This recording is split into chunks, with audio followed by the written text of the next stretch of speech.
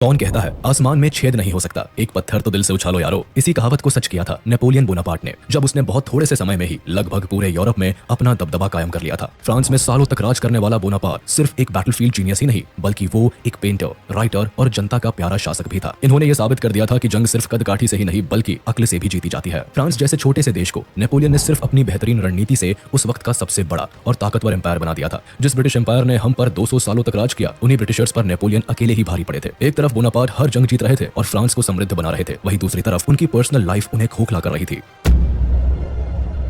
Carlo Bonaparte और Maria Letizia रेमोलिनो के दूसरे बेटे नेपोलियन का जन्म 15 अगस्त 1769 में कॉर्सिका आइलैंड पर हुआ था। इनके बचपन का नाम नेबुलियो था और ये कुल 8 भाई बहन थे।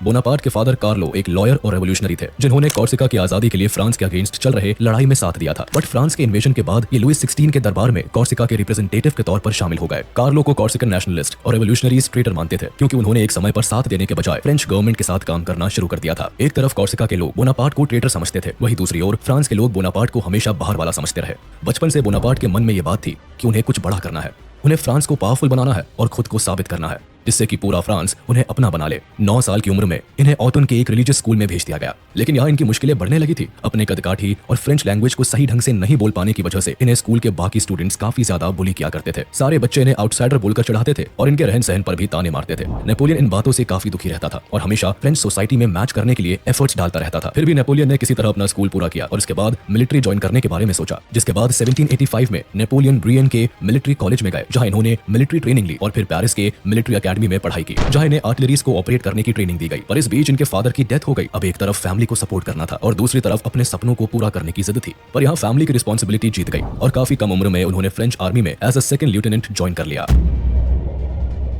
कुछ समय बाद ही फ्रेंच रेवोल्यूशन शुरू हो गया। ऐसे में नेपोलियन ने फ्रेंच रेवोल्यूशन को सपोर्ट किया और जल्दी ही फ्रांस की नई गवर्नमेंट के अंडर फ्रेंच आर्मी को ज्वाइन कर लिया। जैसे ही फ्रांस में मोनार्की खत्म हुई, वैसे ही बाकी के यूरोपियन कंट्रीज फ्रांस पर हमला करने लगी। इसके साथ ही फ्रांस में भी छोटे छोटे ग्रुप्स भी अशांति फैलाने लगे। ऐसे में नेपोलियन ने सिविल अनरेस्ट को सप्रेस किया और फ्रांस में शांति कायम की। इसी दौरान 1794 में नेपोलियन बोनापार्टे को फ्रांस की गवर्नमेंट ने वॉर ऑफ टोलोन में भेज दिया, जहाँ की जनता फ्रेंच सरकार के बजाय ब्रिटिश गवर्नमेंट चाहती थी। इस वक्त नेपोलियन अपनी आर्टिलरी के कैप्टन थे और इस रिवोल्ट को उन्होंने अपने लिए एक मौके के तौर पर देखा। इस लड़ाई को नेपोलियन ने बड़ी ही बहादुरी और अक्लमंदी के साथ जीत लिया। इस जीत के बाद पूरे फ्रांस में बोनापार्टे का ही बोलबाला था। ठीक एक साल बाद 1795 में नेपोलियन को पर्शिया भेज दिया गया और पर्शिया की सिविल वॉर में इन्होंने हीरोइक काम किया और इसके बाद यूरोप के दूसरे देशों में भी नेपोलियन का बोलबाला हो गया। 1792 से लेकर 1797 तक फ्रांस, ऑस्ट्रिया और इटली के साथ the war of the first coalition में उलझा था। इस वॉर में नेपोलियन को भी लीड करने का मौका मिला, लेकिन एक प्रॉब्लम थी, वो ये कि नेपोलियन को जो आर्मी ट्रूप्स मिले थे वो कमजोर और डिमोटिवेटेड थे। ऐसे में उनके साथ युद्ध लड़ना मौत को बुलावा देना था, लेकिन नेपोलियन ये मौका नहीं छोड़ना चाहता था। उसने अपने ट्रूप्स को इकट्ठा किया और उनके साथ घंटों बातें की। वो अपने ट्रूप्स के साथ ही खाता, पीता और उनके साथ सोता और उठता। वो कई बार बहुत ही जोश भरा भाषण देता और अपने ट्रूप्स को एनकरेज करता। नेपोलियन के ऐसे सपोर्टिंग नेचर की वजह से उसकी पूरी सेना नेपोलियन के लिए लॉयल हो गई। वो नेपोलियन के लिए जान देने को भी तैयार थी। ऐसे में नेपोलियन और उसकी आर्मी ने गजब का युद्ध किया और इटली को खदेड़ दिया। इस युद्ध को जीतकर जब नेपोलियन वापस आया तो उसका फ्रांस में भव्य स्वागत हुआ। वो अब फ्रांस का हीरो बन चुका था। पूरी जनता अब नेपोलियन के हाथों में अपने आप को सुरक्षित महसूस कर रही थी। इस वॉर के बाद ही नेपोलियन अपने मेंटर और de facto government of France Paul Barras के यहाँ एक पार्टी में एक लड़की से मिलता है, जिसका नाम जोसेफिन था। इन दिनों पॉल जोसेफिन को डेट कर रहा था, लेकिन नेपोलियन जोसेफिन को देखते ही अपना दिल हार बैठा। कुछ वक्त बाद उसने जोसेफिन को प्रपोज कर दिया। इस वक्त नेपोलियन की उम्र 26 साल थी और जोसेफिन की उम्र 32 साल थी, लेकिन फिर भी नेपोलियन ने सारी बातों को किनारे करते हुए 1796 में अपनी शादी रचा ली। अब जोसेफिन फ्रांस के उभरते हीरो की वाइफ थी। अभी भी फ्रांस फर्स्ट कोalition की वॉर में इन्वॉल्व था, जिसमें नेपोलियन इटली को जीत लेता है और वहां की जनता के बीच जाकर उन्हें यह भरोसा दिलाता है कि वो उनको क्रूएल मोनार्की से छुटकारा दिलाएगा। इस बात पर नेपोलियन और इसकी आर्मी का इटली में खूब स्वागत होता है। इस जीत के बाद नेपोलियन को फ्रेंच आर्मी का कमांड सौंप दिया जाता है और अब नेपोलियन फ्रेंच आर्मी को लीड करने लगता है। किसी ने नहीं सोचा था कि फ्रेंच आर्मी का एक साधारण सा सोल्जर फ्रेंच आर्मी का हेड बन जाएगा, लेकिन ये तो बस शुरुआत थी। नेपोलियन के सपने तो इससे कहीं ज्यादा बड़े थे। उसे पूरा यूरोप जीतना था और फ्रांस को यूरोप का सबसे बड़ा और ताकतवर एम्पायर बनाना था। एक तरफ नेपोलियन लगातार जीत पर जीत हासिल कर रहा था, वहीं दूसरी तरफ उसके सपने बड़े होते जा रहे थे। उसे अब फ्रांस की गवर्नमेंट को कंट्रोल करना था। इसमें कोई दो राय नहीं कि अब नेपोलियन एक डिक्टेटर की तरह एक्ट करने लगा था, जिसका सबसे बड़ा एग्जाम्पल था इटली विक्ट्री।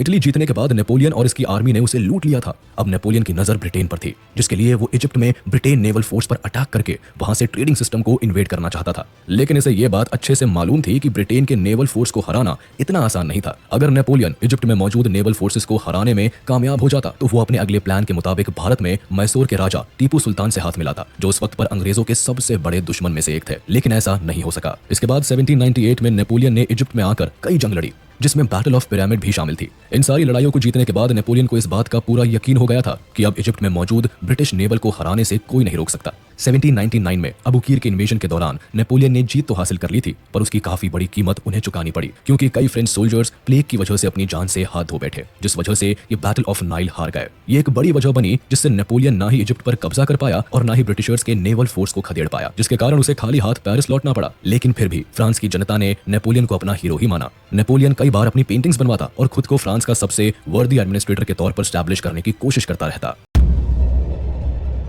फ्रेंच रेवोल्यूशन होने के बाद टेम्पररी गवर्नमेंट, जिसे डायरेक्टरी कहा जाता था, वो फ्रांस को चला रही थी।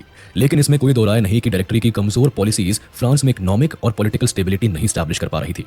उन दिनों नेपोलियन लगातार यूरोप के देशों को जीत रहा था और उसकी इमेज फ्रांस के लोगों में काफी अच्छी बनती जा रही थी। नेपोलियन को भी इस बात का एहसास था कि डायरेक्टरी कमजोर लोगों के हाथ में है और फ्रांस को आगे बढ़ने के लिए एक स्टेबल गवर्नमेंट की जरूरत है। उसने इस पॉलिटिकल वैक्यूम को एक अपॉर्चुनिटी के तौर पर देखा और फ्रांस के लोगों के सामने एक संविधान प्रस्तुत किया। दरअसल फ्रांस में रेवोल्यूशन तो हो गया था, लेकिन लोगों को अब ये पता नहीं था कि देश कैसे चलाया जाएगा। जब नेपोलियन ने लीड लिया और संविधान पेश किया तो फ्रांस के लैंडलॉर्ड्स और एलीट क्लास के लोग तुरंत ही नेपोलियन के फेवर में आ गए। नेपोलियन ने फ्रेंच रेवोल्यूशन में देखा था कि चर्च और रॉयल्टी से जमीनें और प्रॉपर्टीज छीन ली गई थी, जिन्हें लैंडलॉर्ड्स और पूंजीपतियों ने खरीदा था। अब ये लैंडलॉर्ड्स इस डर में जी रहे थे कि जब भी अब मोनार्क स्टैब्लिश होगा तो फिर से कहीं उनकी जमीनें उनसे ना छीन ली जाए। नेपोलियन ने इस डर को भांप लिया था, इसीलिए उसने अपने संविधान में लिखा कि अगर फ्रांस की जनता नेपोलियन को एक एम्परर के तौर पर अपनाती है तो जमींदारों को उनकी जमीन और प्रॉपर्टी पर पूरा हक मिलेगा और वो अपनी प्रॉपर्टी के मालिक बने रहेंगे। ऐसा सुनते ही फ्रांस के सारे एलीट नेपोलियन की तरफ हो गए। इसके बाद पूरे फ्रांस की जनता नेपोलियन के हाथों में अपना भविष्य सुरक्षित महसूस करने लगी, क्योंकि नेपोलियन एक निडर और साहसी सोल्जर था जिसे वॉर्स में हराना पूरे यूरोप को भारी पड़ रहा था। इस वक्त पूरी आर्मी की कमान नेपोलियन के हाथों में थी, जिसका इस्तेमाल करते हुए इसने डायरेक्टरी को डिसॉल्व कर दिया और 3 प्रोविजनल कॉन्सुल को बनवाया, जिसमें इन्होंने खुद को फर्स्ट कॉन्सुल डिक्लेयर कर दिया। ये कॉन्सुलेट ही अब फ्रांस की सरकार थी और नेपोलियन इस सरकार के लीडर बन गए थे। और इस तरह 1799 में नेपोलियन पूरे फ्रांस का फर्स्ट कॉन्सुल बन गया, या तो यूं कहे कि नेपोलियन अब फ्रांस का डिक्टेटर बन गया। एक तरफ फ्रांस की गद्दी हाथ में आई थी और दूसरी तरफ नेपोलियन बाकी के यूरोपियन कंट्रीज को कॉन्कर करके यूरोप का बादशाह बनना चाहता था, जो कि बाकी के यूरोपियन देशों के मोनार्क को मंजूर नहीं था। दरअसल जैसे ही फ्रांस में मोनार्की को खत्म किया गया, वैसे ही बाकी यूरोपियन देश फ्रांस को दुश्मन समझ बैठे। उन्हें डर था कि कहीं उनके देश की जनता भी ना उनके खिलाफ खड़ी हो जाए। ऐसे में सबसे पहले ऑस्ट्रिया ने फ्रांस को धमकाने की कोशिश की। उन दिनों ऑस्ट्रियन एम्पायर फ्रांस के सबसे बड़े एम्पायर्स में से एक समझा जाता था, लेकिन नेपोलियन इन कोड़ी धमकियों से कहां डरने वाला था। उसने तुरंत ही ऑस्ट्रिया के अगेंस्ट युद्ध छेड़ दिया। नेपोलियन के सत्ता में आते ही सभी देश फ्रांस को हराने में लगे रहे, मगर नेपोलियन की स्ट्रैटेजीज के सामने किसी का भी टिकना नामुमकिन साबित हुआ। इनकी लड़ाई दोबारा से ऑस्ट्रिया से 1805 में हुई। इससे नेपोलियन ने अपने 40,000 सैनिकों के साथ ऑस्ट्रिया पर अटैक कर दिया। इस युद्ध से ऑस्ट्रिया को काफी नुकसान पहुंचा और उसे हार का सामना करना पड़ा। लेकिन ऑस्ट्रिया फिर भी फ्रांस के खिलाफ साजिशों के जाल बुनने से बाज नहीं आया। ये देश बार बार दूसरे देशों के साथ अलायंस बनाकर फ्रांस पर अटैक करने की कोशिश में लगा रहा। फर्स्ट कॉन्सुल की ताकत हाथ में आते ही नेपोलियन बोनापार्ट ने फ्रांस की सिचुएशन को बदलना शुरू कर दिया। इस वक्त तक नेपोलियन ने कई कंट्रीज को अपने अंडर कर लिया था, साथ ही साथ ब्रिटेन के साथ एक पीस ट्रीटी पर भी साइन किया। लेकिन नेपोलियन को यह बात अच्छे से पता थी कि ब्रिटेन आने वाले समय में हमला जरूर कर सकता है। 1803 से नेपोलियन ने यूरोप के बाकी देशों के खिलाफ कई जंगें लड़ी, जो अलायंस बनाकर फ्रांस पर हमला कर रहे थे। ये सब देश नेपोलियन की नॉन स्टॉप विक्ट्री से परेशान थे। इन्हें लगता था कि अगर नेपोलियन को नहीं रोका तो जल्द ही ये वो पूरे यूरोप का डिक्टेटर बन जाएगा। लेकिन नेपोलियन को किसी बात का डर नहीं था। वो लगातार यूरोपियन अलायंस देशों को मुंह तोड़ जवाब देता रहा। नेपोलियन के सामने सबसे बड़ी मुसीबत थी ब्रिटेन, ऑस्ट्रिया और रशिया का गठबंधन, जिसका जवाब युद्ध में देना इसके लिए भारी पड़ रहा था।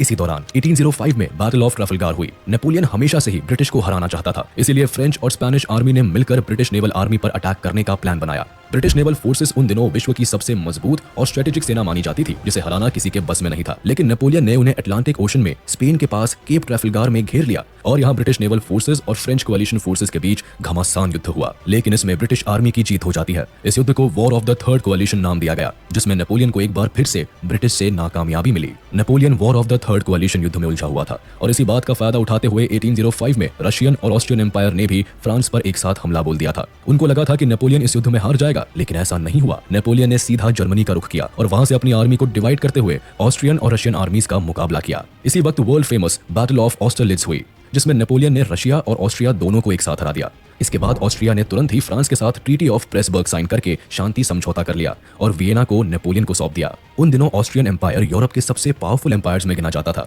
और जैसे ही रशिया और ऑस्ट्रिया को नेपोलियन ने हराया, वैसे ही नेपोलियन पूरे यूरोप का सबसे बड़ा योद्धा और पावरफुल एडमिनिस्ट्रेटर के तौर पर स्टैब्लिश हो गया। 1810 आते आते नेपोलियन ने कई देशों को अपनी मुट्ठी में कर लिया था, लेकिन ब्रिटिश से नेपोलियन की रिवेलरी अभी भी खत्म नहीं हुई थी। 1810 आते आते नेपोलियन जोसेफिन की हरकतों से परेशान हो गया और जोसेफिन से डिवोर्स ले लिया। दरअसल जोसेफिन भले ही नेपोलियन की पत्नी रही हो, लेकिन जब भी नेपोलियन युद्ध के दौरान पेरिस से बाहर रहता, तब नेपोलियन की वाइफ फ्रेंच सोसाइटी के दूसरे मर्दों के साथ गलत संबंध रखती थी।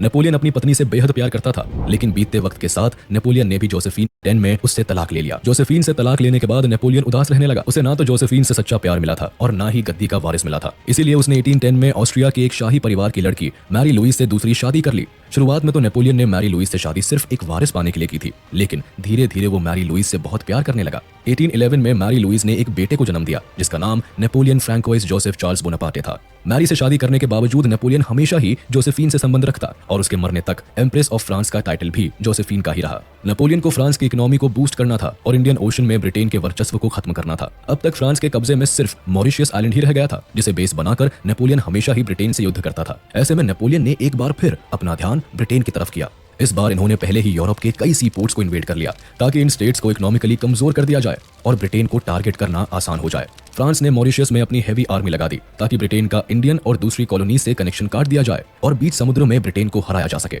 इससे न केवल ब्रिटेन आर्थिक तौर पर कमजोर होता, बल्कि इंडियन ओशन पर इकलौता कब्जा हो जाने से फ्रांस को कई बेनिफिट्स मिल सकते थे। अब मॉरिशस पोर्ट को अपना बेस बनाकर फ्रांस ने ब्रिटिश शिप्स के खिलाफ युद्ध छेड़ दिया। इस युद्ध का नाम बैटल ऑफ ग्रैंड पोर्ट था, जिसमें पहले तो फ्रांस जीत जाता है, लेकिन जल्दी ही ब्रिटेन की नेवल शिप्स आकर फ्रांस को इस युद्ध में घेर लेती है और फ्रांस की हार हो जाती है। इस युद्ध के बाद फ्रांस का इकलौता पोर्ट जो इंडियन ओशन में था, उसे भी ब्रिटेन अपने कब्जे में ले लेता है। लगातार हुई इन हारों से नेपोलियन और उनकी सेना आहत हो जाती है। नेपोलियन को यह लग जाता है कि ब्रिटिश नेवल आर्मी को हराना मुश्किल है। तब वो अपना ध्यान दोबारा से रशियन एम्पायर पर करता है। नेपोलियन को लगा कि अगर रशिया को जीत लिया जाएगा तो फ्रांस की इकोनॉमी बूस्ट होगी और आर्मी को भी कॉन्फिडेंस मिलेगा। इधर ब्रिटेन, ऑस्ट्रिया और फ्रांस के बीच हो रहे लगातार युद्ध को देखते हुए रशिया अपने आप को यूरोप से अलग कर लेता है। उसे लगता है कि इस तरफ फ्रांस रशिया पर हमला नहीं करेगा और रशियन एम्पायर को अलायंस से भी मुक्ति मिल जाएगी। नेपोलियन 1812 में अपने 5 लाख सैनिकों को लेकर रशिया पर अटैक कर देता है। क्योंकि रशिया ने अपने आप को यूरोप से अलग करके सारे अलायंसेस को तोड़ लिया था, तो ऐसे में नेपोलियन अज्यूम करता है कि उसकी जीत होकर रहेगी, क्योंकि एक तरफ उसके पास 5 लाख सैनिक थे, वहीं दूसरी तरफ रशियन एम्पायर अकेले इतना मजबूत नहीं था कि फ्रांस से लड़ सके। लेकिन रशिया ने दूसरा ही आइडिया लगा रखा था। इनकी आर्मी नेपोलियन से वॉर करने की बजाय रशिया के इंटीरियर इलाकों में जा छुपी। ऐसे में नेपोलियन की आर्मी बेधड़क रशिया के शहरों को कब्जा करते हुए आगे बढ़ रही थी। नेपोलियन ने रशिया में बर्फ गिरने के दौरान भी इन्वेजन जारी रखा और मॉस्को जीतकर ही दम लिया। लेकिन मॉस्को जीतना नेपोलियन की आर्मी पर भारी पड़ गया। जैसे ही नेपोलियन आर्मी मॉस्को पर जीत हासिल करके निकली, वैसे ही रशियन आर्मी ने रिटेलिएट कर दिया। नेपोलियन के आधे से ज्यादा सैनिक भारी बर्फ और सर्दी के मारे मर चुके थे और जो बचे थे वो बेहद कमजोर, थके हुए और जीत के गुमान में चल रहे थे। ऐसे में नेपोलियन की आर्मी जब वापस लौटने लगी तो रशियन आर्मी इन पर भारी पड़ी। वहां की भयानक ठंड में फ्रेंच आर्मी का सर्वाइव करना बेहद मुश्किल हो गया और 5 लाख में से सिर्फ 1 लाख सोल्जर्स ही वापस लौटकर फ्रांस आ पाए। इस लड़ाई के बाद ना तो केवल नेपोलियन की हार हुई, बल्कि उसके असली एसेट्स जो उसके सैनिक थे वो भी मारे गए। दूसरी तरफ रशियन आर्मी ने जब फ्रांस को हरा दिया, तब अचानक रातों रात वो पूरे यूरोप में फेमस हो गए, क्योंकि ब्रिटिश नेवल आर्मी के सिवा नेपोलियन दूसरे किसी भी देश से नहीं हारा था। ऐसे में रशियन आर्मी एक मजबूत सेना बनकर उभरी। इस जीत के बाद रशिया को अब नेपोलियन से डर भी नहीं रहा, उल्टा रशिया फिर से अलायंसेस बनाने लगा, जिससे कि फ्रांस को हराया जा सके। रशिया इन्वेजन में हुई हार ने नेपोलियन को अंदर से तोड़ कर रख दिया था। धीरे धीरे वो कमजोर पड़ने लगा। नेपोलियन की कमजोरी अब पूरे यूरोप को पता चल रही थी। ऐसे में ऑस्ट्रिया, जो कि फ्रांस का सबसे पुराना दुश्मन था, वो कैसे पीछे रहता। इसीलिए उन्होंने तुरंत ही बाकी के देशों के साथ मिलकर फ्रांस पर अटैक करने का प्लान बनाया। 1813 में जर्मन स्टेट्स ने रशिया, प्रूशिया, ऑस्ट्रिया और स्वीडन के साथ मिलकर फ्रांस पर हमला कर दिया। इस वॉर को बैटल ऑफ लाइप्जिग और जर्मन कैंपेन ऑफ 1813 का नाम दिया गया। अभी फ्रांस रशियन इन्वेजन में हार से आहत था। ऊपर से लाखों सैनिक के रशियन इन्वेजन में मारे जाने के कारण फ्रांस में कम सैनिक बचे थे। दूसरी तरफ जर्मनी ने जब कई बड़े एम्पायर्स को मिलाकर नेपोलियन पर अटैक किया, तो नेपोलियन इस युद्ध में बुरी तरह हार गया। ये युद्ध ट्रीटी ऑफ पेरिस के साथ मई 1814 में खत्म हुआ और इसके बाद फ्रांस पर कोएलिशन फोर्स ने कब्जा कर लिया। इस युद्ध के बाद अलायंस कंट्रीज ने नेपोलियन बोनापार्टे को फ्रांस से एग्जाइल दे दिया गया। इसके बाद एलाइड फोर्सेस ने फ्रांस में दोबारा से मोनार्क स्टैब्लिश करने के लिए लुइस 18 को फ्रांस का राजा बना दिया। नेपोलियन को एग्जाइल के तौर पर इटालियन कोस्ट पर मौजूद आइलैंड ऑफ एल्बा भेज दिया गया और इनकी लेकिन एक साल के अंदर ही 26 फरवरी 1815 में नेपोलियन एल्बा से भागकर फ्रांस पहुंच गए, जहां इनके काफी सपोर्टर्स मौजूद थे। फिर से राजशाही आते ही फ्रांस की आम जनता और एलीट क्लास के लोग दुखी हो गए थे। लोग ऐसा नहीं चाहते थे, उन्हें वापस से नेपोलियन ही चाहिए था। ऐसे में नेपोलियन के आते ही फ्रांस के नए किंग लुइस 18 को वहां से जाना पड़ा और फिर नेपोलियन ने फ्रांस की ताकत को वापस से बढ़ाने के लिए 100 डेज कैंपेन शुरू किया। नेपोलियन के वापस आते ही यूरोप के बाकी देशों की हालत खराब होती चली गई। ऐसे में ब्रिटेन, रशिया, ऑस्ट्रिया और प्रूशिया ने एक कोएलिशन फोर्स बनाई। इधर नेपोलियन ने भी अपनी आर्मी बनानी शुरू कर दी, जिसका मकसद एलाइड फोर्सेस को खत्म करके पूरे यूरोप पर अपना कब्जा जमाना था। लेकिन नेपोलियन के लिए एक बार फिर से सब कुछ पा लेना इतना आसान नहीं था। नेपोलियन ने 1815 के जून में बेल्जियम पर हमला किया, जहां ब्रिटिश और प्रूशियन ट्रूप्स को नेपोलियन ने हरा दिया। इस जीत के बाद नेपोलियन ने आगे बढ़ते हुए प्रूशियंस को बैटल ऑफ लिग्नी में भी हराया। यहाँ नेपोलियन को भरोसा हो गया कि वो वापस पूरे यूरोप को जीत सकता है, लेकिन उसके इन सभी ख्वाबों पर तब पानी फिर गया जब 18 जून को बैटल ऑफ वाटरलू में फ्रांस को हार का मुंह देखना पड़ा। यह हार नेपोलियन को बर्दाश्त नहीं हुई। ये इनकी जिंदगी की आखिरी वॉर साबित हुई, जिसके बाद सजा के तौर पर नेपोलियन को अटलांटिक ओशन में मौजूद सेंट हेलिना आइलैंड पर भेज दिया गया, जहां 5 मई 1821 को उन्होंने हमेशा के लिए दुनिया को अलविदा कह दिया। नेपोलियन बोनापार्ट दुनिया से तो चला गया, लेकिन फ्रांस की जनता के दिल से ये योद्धा कभी नहीं गया। उनके लिए नेपोलियन हमेशा के लिए एक लेजेंड बन गया, जो पूरी दुनिया को जीतने की ताकत रखता था। नेपोलियन बोनापार्ट की जिंदगी आज भी कई लोगों के लिए किसी इंस्पिरेशन से कम नहीं है।